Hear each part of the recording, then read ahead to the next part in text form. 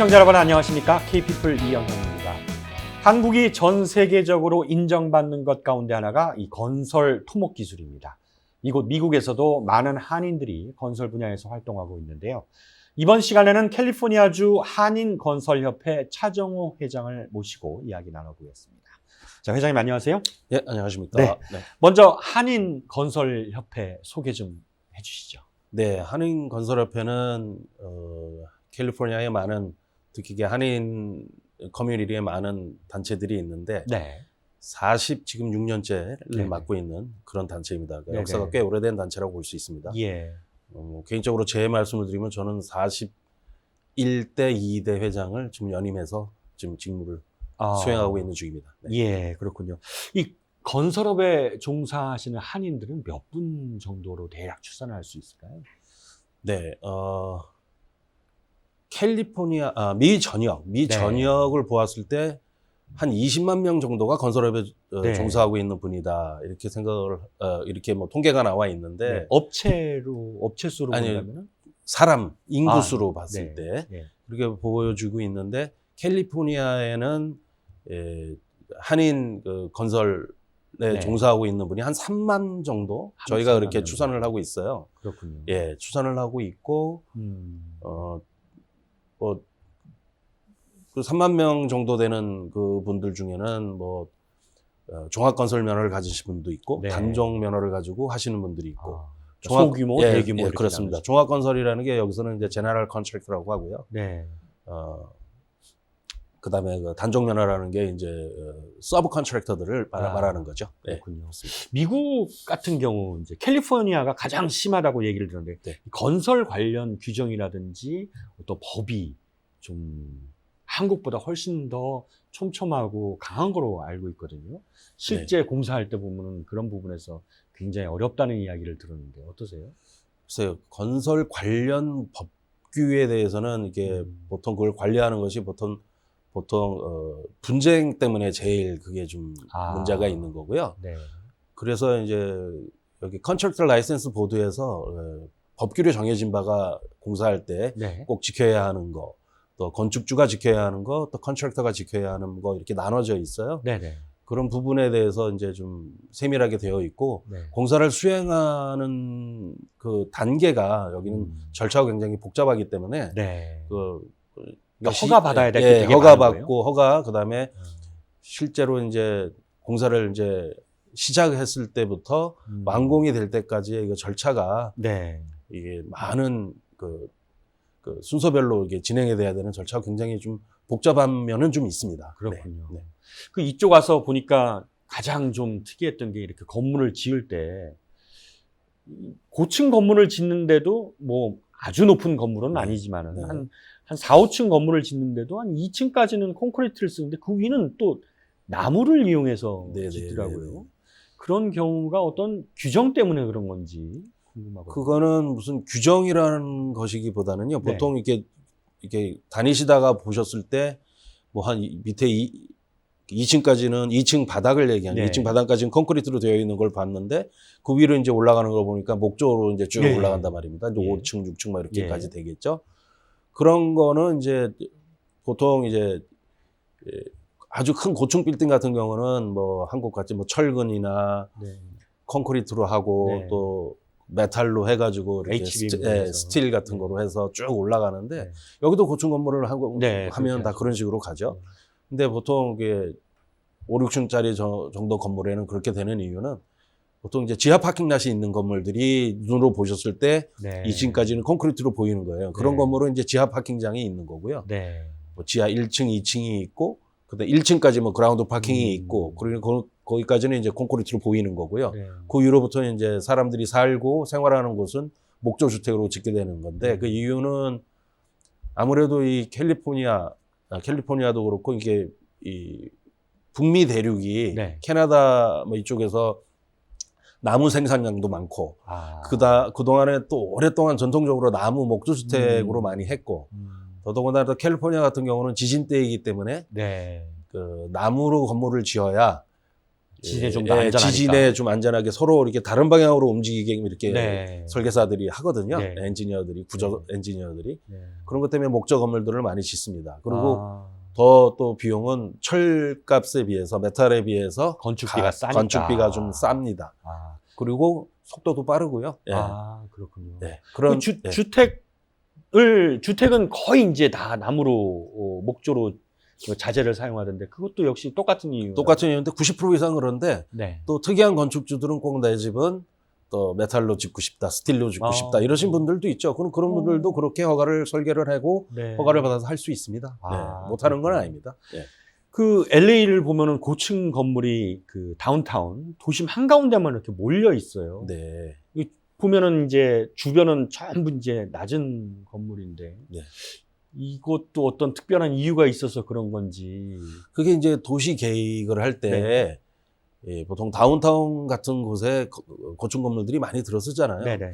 뭐 한국도 뭐 그렇게 상업용지 같은데 네네네. 고층 건물들이 많이 올라가겠죠. 그렇죠. 예. 그래서 일반 또 주택단지는 아무래도 고층 건물이 들어설 이유가 별로 없고 미국은 요즘 들어서 아파트 개발붐이 많이 일어나가지고 네. 아파트가 지금 이쪽에도 많이 생기고 있는 그런 상황이지만 한국같이 그런 대규모 아파트 단지는 아직까지는 없고 네.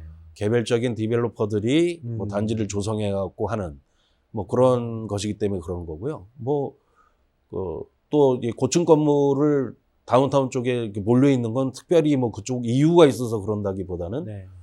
다른 쪽에서 하지 못하는 것은 다른 이유가 있어서 그런다기보다는 각 조닝별로 건물의 높이를 지을 수 있는 규정이 있습니다. 아. 그러니까 동네별로 규정이 있는 거죠. 네네네. 그 규정에 맞춰서 지을 수가 있어요. 간단한 경우로 이게 한인타운을 보시면 윌셔길가에는 고층 건물들이 꽤 있는데 네.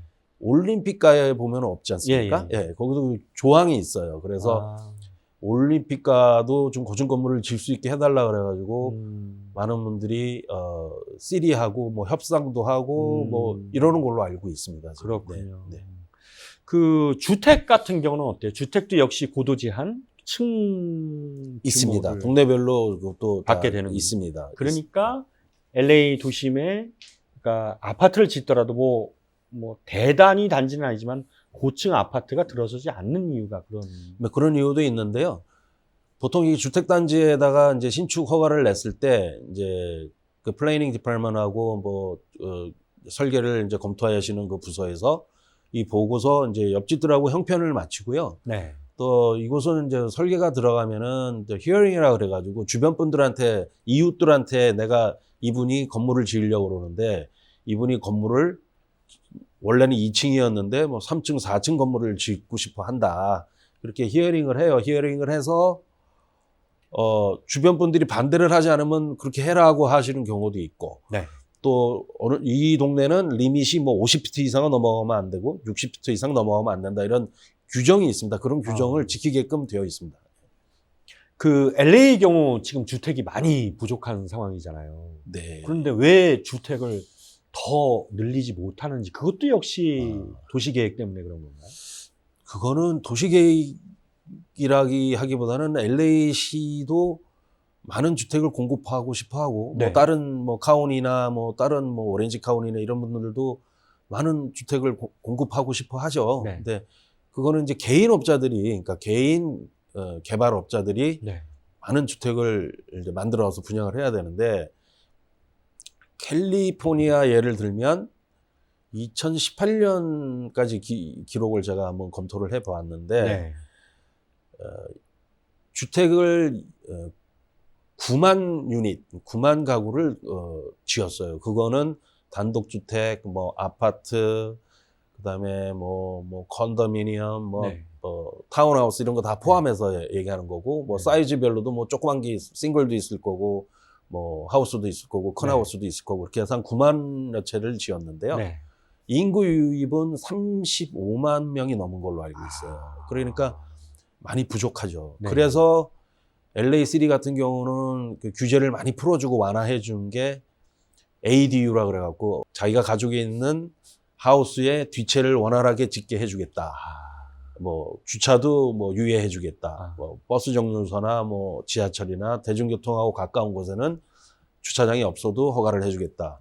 또 그동안에 불법으로 뭐 주차장 같은 거를 개조해 갖고 뭐 임대를 하고 그런 사람들도 그걸 합법적으로 만들 수 있는 길을 주겠다. 뭐 이렇게 네. 갖고 많이 열어놓은 상태고 지금도 그래서 ADU 뭐 이런 것도 많이 하고 있는 그런 상황이죠. 그렇군요. 예, 그렇습니다. 여기 보니까 상업용 건물인데 네. 분명히 오피스로 쓰였던 건물인데 그거를 개조를 해가지고 오피스텔, 그러니까 거주를 목적으로 하는 아파트처럼 바꾸는 것도 되게 많이 봤거든요. 맞습니다. 지금 뭐 여기 코리아타운은 뭐 완전히 그게 붐이죠. 아, 붐이고 네. 그것은 이제 그 건물주, 건축주들이 어떤 자기 비즈니스 마인드를 가지고 있는 것이 제일 중요하겠죠. 이 건물이 내가 뭐 20층짜리 건물을 갖고 있는데 예. 그거를 뭐 커머셜로, 그러니까 오피스로 분양을 해서 내가 가지고 있는 것이 좋다고 네. 판단할 것인지 네. 아니면 앞으로를 생각해 봤을 때 이게 임대주택으로 임대주택으로 개발해서 아파트로 변경을 하든지 콘도로 변경하는 게 낫겠지 하는 것은 이게 건축주의 판단인데 네. 요즘 팬데믹 이후로 벌어진 것이 자택근무도 많아지고 네. 오피스의 중요성이 그렇게 많이 없어졌지 않습니까? 네네. 그래서 많이 좀 줄이고 있는 상황이고 그래서 네. 그 건물을 가지고 계신 분들이 많이 고려를 하고 또 많이 바꿔 가시는 것 같아요. 네. 그렇습니다. 제가 알기로는 수익을 그렇습니다. 수익을 목적으로 했을 때 일반 사무실보다는 네. 주택을 해서 분양 이제 임대를 하는 게 훨씬 나니까. 예, 그렇게 해서 그 유행인 것 같습니다. 네. 그 한국은 사실 아파트가 많잖아요. 네. 대단히 아파트도 네. 많고. 근데 한국의 이 아파트를 보면은 분양 과정이라는 게 있잖아요. 그러니까 모델하우스를 지어놓고 사람들한테 와서 보세요. 그리고 분양 받으세요. 받으면 이제 돈을 내면서 그 돈으로 이제 네. 아파트를 짓는 건데 여기는 네. 어떤 식으로 그렇게 주택을 공급하나요? 글쎄요, 한국하고는 그런 것이 완전히 좀 다른 방법인 것 같아요. 네. 일전에 또 한국에 한국은 뭐 시공사가 있고 시행사가 네. 있고 분양사가 있고 막 이런 식으로 나눠져 있잖아요. 네. 그래서 그 한국에서 분양을 해주는 뭐 전문 회사가 미국에 들어와서 그런 식으로 먼저 빈 땅만 확보해 갖고 간판 이렇게 걸어놓고 네. 뭐 여기에 뭐가 들어온다 뭐 이렇게 해가지고 뭐 고층 빌딩 그 조감도 같은 거 그려놓고 분양을 시도하셨던 분이 있었었는데 네. 그것 때문에 아마 손해 보신 분들도 있을 거예요. 투자를 하셔갖고 어. 예 그래갖고 그분이 뭐 사기죄로 걸려가지고 그런 것도 제가 알고 있고요. 아. 그런 예가 있었습니다. 불과 뭐 한 10여 년 전 정도 얘기인 것 같고요. 여기는 보통 뭐 단지 개발업자들이 단지를 이제 조성을 해서 내가 이런 식으로 플랜을 만들겠다 이게 네.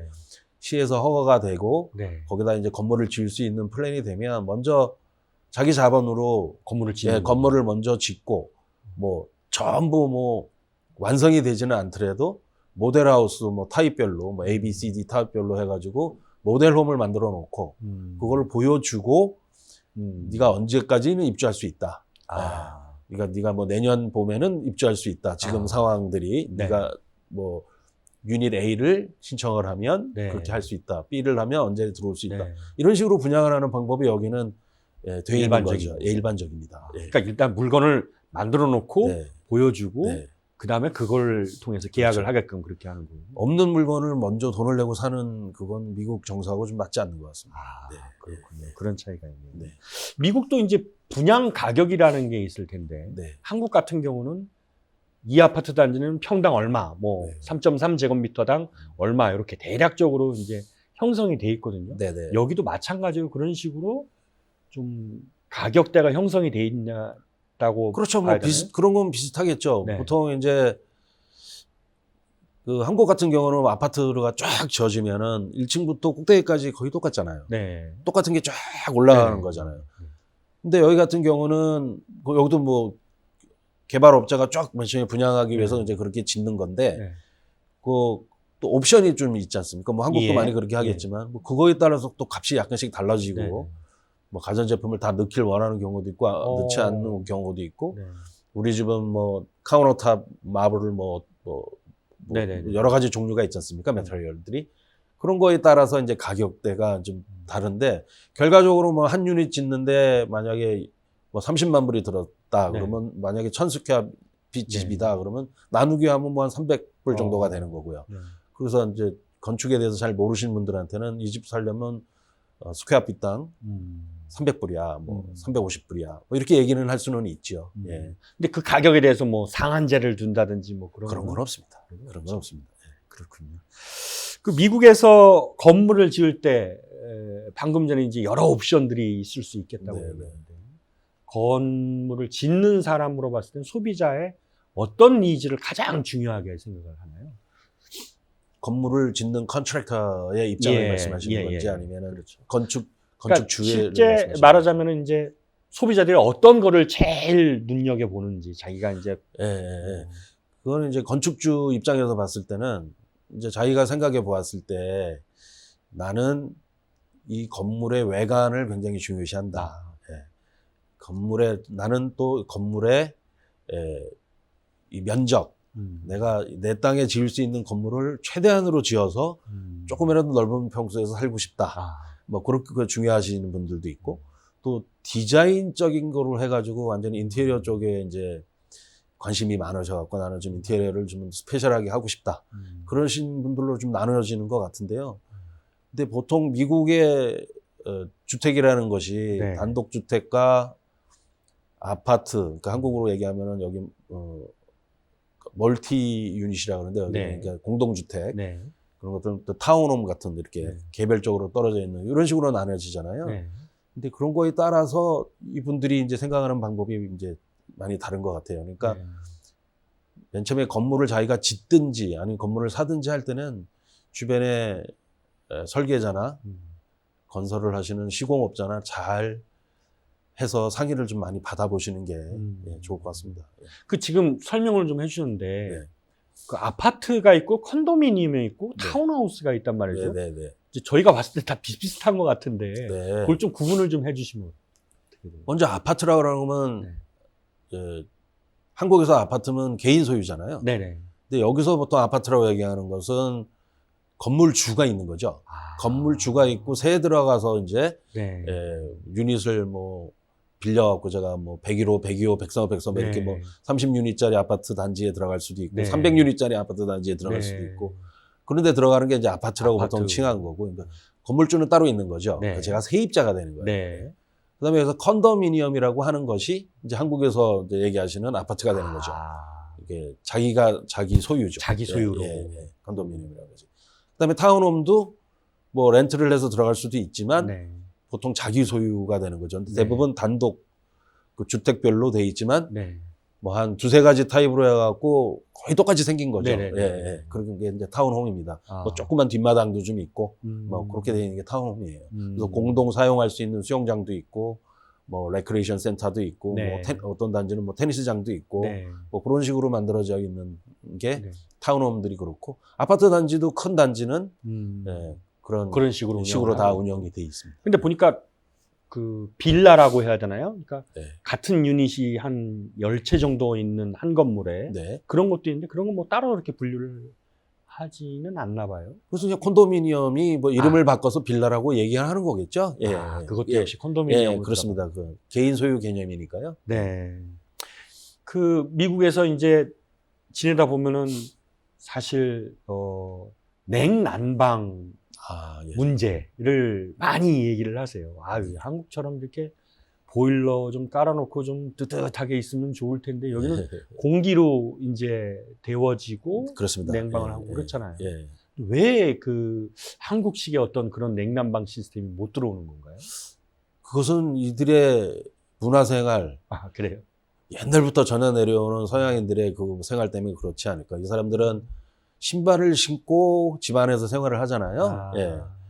그러니까 굳이 바닥에 따뜻할 굳이 필요가 바닥에 없구나. 따뜻할 이유가 없고 벽난로 문화가 많이 되어 있고 특히 캘리포니아 같은 경우는 그래도 따뜻한 곳이기 때문에 그 한국 스타일의 그 온돌 문화가 네. 이 사람들 잘 모르죠.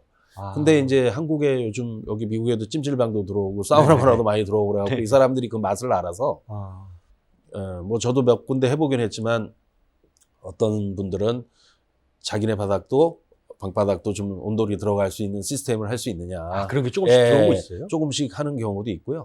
동부 지역 쪽은 또 그쪽에도 뭐 대형 뭐 그 사우나나 찜질방 같은 게 많은 걸로 알고 있는데 네. 그리고 그 추운 지역이고 그러기 때문에 네. 좀 하는 걸로 알고 있습니다. 근데 뭐 그렇군요. 이렇게 보편적으로 되지는 않고 아하. 아시는 분들만 그렇게 하고 있는 것 그렇군요. 같고요.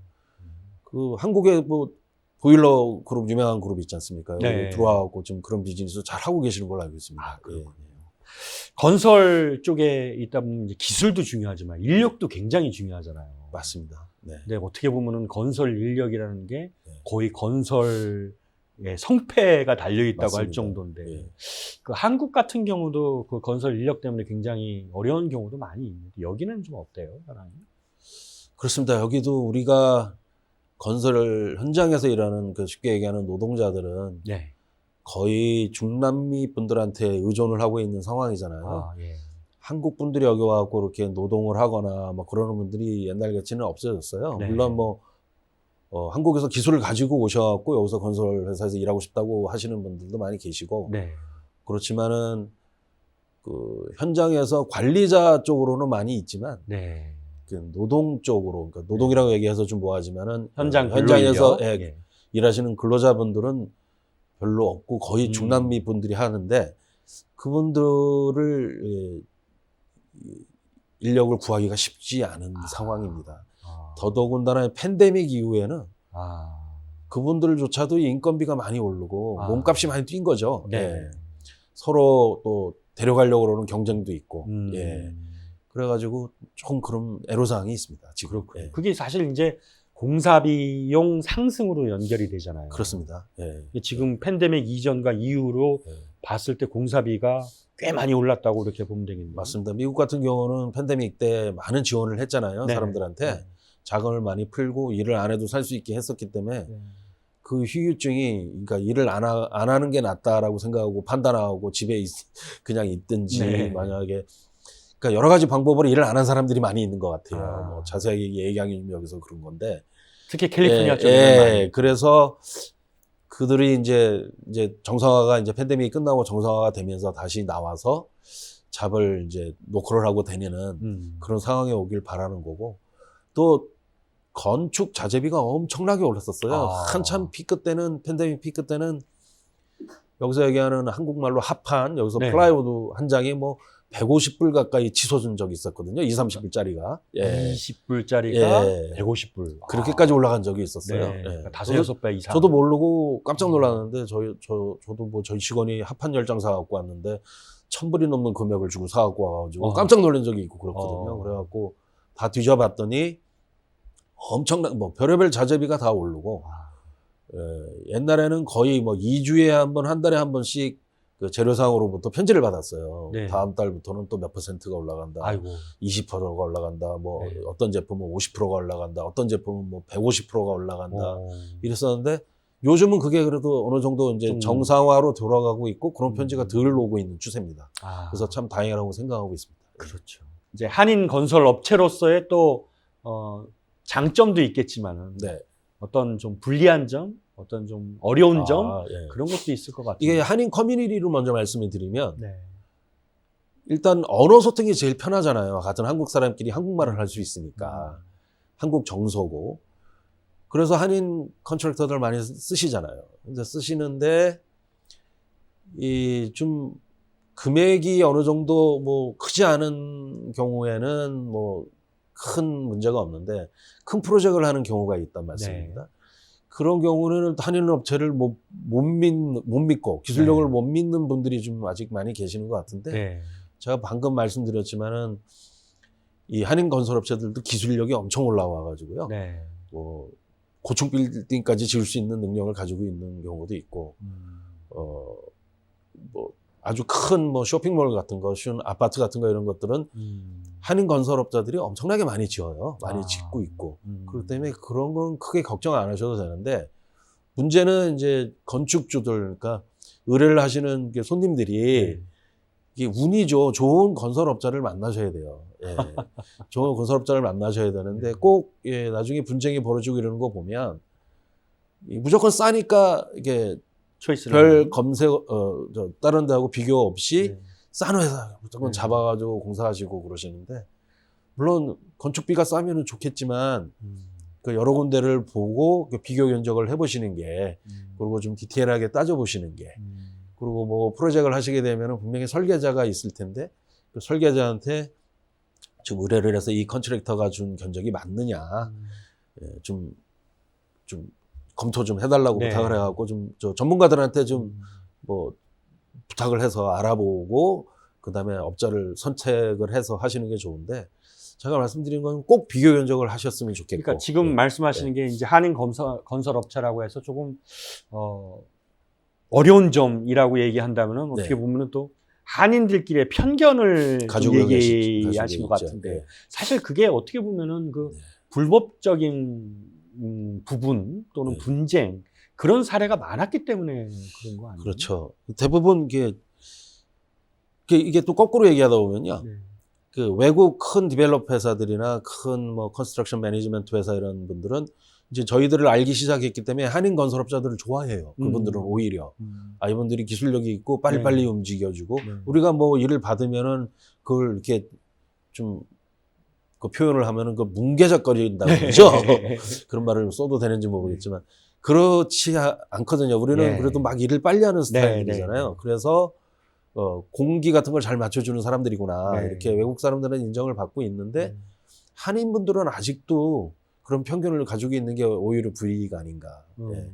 또 또 일하는 것은 같은 한인 단체에서는 아까 서두에 말씀드렸지만 같은 그 사람들이고 또 같은 말을 쓰는 사람들이고 그렇기 때문에 좀 편하지 않는가. 근데 그 이제 불법 건축업자들에 의한 피해 사례가 있어서 아무래도 그런 것 같은데.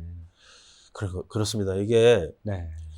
이 상식적으로 좀 저희가 세미나도 이걸 여러 번 했었어요. 아. 불법 건축 그 가주건설협회에서 네. 세미나를 했었는데, 네, 네. 뭐 컨트랙을 어떻게 맺어야 되는지, 에스티메이트는 어떻게 해야지 되는지, 네. 그다음에 뭐 계약금을 주고받을 때 어떻게 해야 되는지, 네. 마지막 공사를 완공하고 어떻게 해야 되는지 뭐 이런 거를 좀 개도를 해드리고 했는데 아직 미진한 점은 많은데 많이 못 알려드렸죠. 그래서 이제 다시 팬데믹이 끝나가면 저희가 다시 그런 거를 하려고 생각을 하고 있는데, 네. 일단 불법 건축업자는 아주 쉬워요, 찾아내기가. 라이센스가 있는 것처럼 하고 다 덤빕니다. 덤비는데, 이 가주건축법으로는 여기서 500불 이상의 비용이 발생되는 공사는 네. 꼭 라이센스 컨트랙트를 쓰게 되어 있어요, 법이. 아. 예. 근데 사실 뭐 그렇지 않게 하겠죠. 네. 예, 그렇지 않게 많이들 하겠죠. 뭐 간단한 공사인데 뭐 네. 꼭 라이센스 업자 쓸 필요 있어. 네. 라이센스 하는 사람 오면은 뭐 예를 들어서 뭐 500불이면 이 사람은 100불이면 하는데 이런 식으로 이제 하시는데, 이게 작은 금액이면 괜찮지만 그게 5만 불, 10만 불, 50만 불 뭐 이렇게 넘어가기 시작하는데, 그런 사람들을 쓰게 되면 네. 좀 조금 이제 분쟁이 벌어지기 시작하고, 네. 그러니까 두서없이 일을 하게 되거든요. 네. 그러니까 먼저 여기는 캘리포니아 컨트랙터 라이센스 보드가 있어요. 거기에 보면 이제 이 사람들이 나 라이센스 있다고 주는 것을 보면 라이센스 체크하는 데가 있거든요. 네. 유무, 있는지 유무. 네. 그 번호를 가지고 검사를 해보시면 아주 간단합니다. 예. 있다 없다, 이 사람이 보험이 있다 없다까지 다 나오니까요. 거기 보면 꼭 확인을 하셔서 하시는 게 좋아요. 그 다음에 계약금을 네. 보통 제대로 된 건설 회사라면 계약금을 많이 요구하지 않습니다. 예. 만약에 10만 불짜리 계약을 했다고 네. 치면 10만 불이든 100만 불이든 1000만 불이든 네. 건설업자는 1000불 이상을 받을 수가 없어요, 계약금을. 아. 예, 그게 무슨 말이냐면 퍼센테이지가 아니라 액수로. 예, 액수로 1000불 이상을 원래 계약 금액의 10%가 1000불을 넘지 않는 조건 내에서 받게 되어 있거든요. 이제 그걸 모르는 거죠. 근데 공사를 만약에 100만 불짜리 공사를 했으면 제가 10%를 그러면 10만 불을 네. 먼저 주세요. 이렇게 하면 그 불법인 거예요. 건축업자도 불법이에요. 근데 공사를 이제 시작을 하고, 그러니까 이게 시작하기 전에 지금 이렇게 만나가지고 어디 뭐 회사에서 만나든지 어디서 만나갖고 우리 계약합시다. 그러면 뭐 다음 달부터 공사 시작할 테니까 10만 불 주세요. 네. 이거는 하면 안 되는 일이에요. 그렇군요. 그럴 때 발생되는 것은 1000불 이상을 받을 수가 없어요. 근데 이제 공사를 시작을 하고 현장에 뭐 자재가 들어가고 뭐 장비가 들어가고 셋업을 하고 공사가 시작한 다음에는 그런 식으로 이제 주시면 돼요. 여기서는 이제 순차적으로 이제 자금을 지급하는 건데, 여기서는 이제 프로그레스 페이먼이라고 하는데, 그러니까 순차적으로, 그러니까 먼저 내가 공사를 할 테니까 30%를 주세요. 이번에 또 내가 30%를 받고 내가 어너덜 30%를 또 공사할 테니까 30%를 주세요. 이렇게는 공사를 하지 않고요. 여기서는 내가 일을 하고 그거를 받아가고 내가 그걸 일을 하고 받아가고 이런 식으로 순차적으로 하게 되어 있습니다. 그렇군요. 예, 그런 방법으로 하셔야 되는데 그 불법 건축업자들이 그걸 잘 파고 들어가가지고 보면은 돈을 굉장히 잘 받아가더라고요. 그렇군요. 예, 그래서 돈을 받아줬는데 약속한 기일에 다시 공사하는 사람들이 들어오질 않고 뭐뭐뭐를 사야지 된다, 재료비가 없다 막 이래가지고 공사를 해야 되니까 자금을 또 줬는데 또 안 오고 계속 연락해야 되고 뭐 이렇게 돼서 막 스트레스 받고 그러면서 찾아오시고 막 이러시는 분들이 있죠. 예, 가주건설협회에 이게 회원사들도 있고 또 우리 한인 컨트랙터들도 많이 있습니다. 그러니까 그 큰 프로젝트 같은 거 있을 때 네. 꼭 어디 뭐 좀 큰 회사들 뭐 다른 타 커뮤니티 사람들 찾지 마시고 네. 한인 건설인들을 많이 활용해 주시기 부탁드립니다. 알겠습니다. 네. 고맙습니다, 회장님. 고맙습니다. 네. 자, 오늘 순서는 여기까지입니다. 저희는 다음 시간에 다시 찾아뵙겠습니다. 시청해주신 여러분 고맙습니다.